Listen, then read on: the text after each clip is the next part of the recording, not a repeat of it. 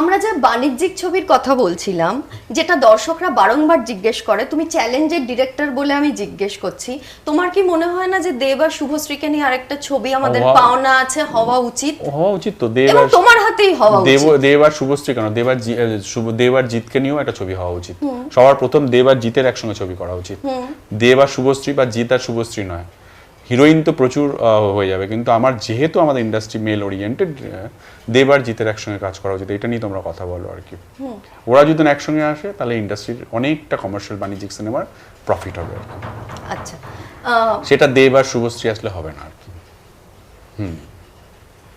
দেব আর জিতকে আসতেই হবে আর কি, কি রাইট? একদম। দেব আর শুভশ্রী তো করেছে অনেক ছবি, জিৎ আর শুভশ্রী করেছে অনেক ছবি, দেবের সঙ্গে পেয়ার তো অনেক আছে আর কি। যেটা দরকার সেটা হচ্ছে দেব আর জিতকে, এটা হচ্ছে ওদের দুজনকে একসঙ্গে আসতে হবে। তোমরা ভুল জায়গায় ভুল তীরটা মেরে ফেলেছো। তোমার কি কোনো স্ক্রিপ্ট আছে দুজনের জন্য? তোরা যদি করতে রাজি হয় আমি অবশ্যই স্ক্রিপ্ট রেডি করে ফেলবো, কিন্তু বিশ্বাস করতে হবে দুজনাই এখন ওরা দুজনাই এতটা ম্যাচিওর করে গেছে, ওদের নিজেদের পারসেপশনগুলো একটু অন্যরকম হয়ে গেছে, ফলে সেখানে মানে তারপরে আমার পারসেপশন, তারপরে একটা প্রোডিউসারের পারসেপশন, খুব টাফ। কোনো একটা মানে ছবির নামই হবে পারসেপশন।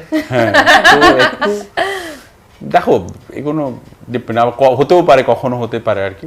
বাট দেব আর জিতের ছবি হওয়া উচিত যদি কমার্শিয়াল সিনেমাকে খুব ভালো জায়গায় নিয়ে যেতে। ওরা ডে ওয়ানে যেদিনকে অ্যানাউন্স হবে সেদিনকে যেই করুক, হ্যাঁ, তবে আমার মতো ডিরেক্টরকেই করতে হবে যে কমার্শিয়ালটা বোঝে। তো আতেল ডিরেক্টর গিয়ে করতে পারবে না, সে যতই রাজ্য করতে হওয়ার চেষ্টা করুক। ঠিক।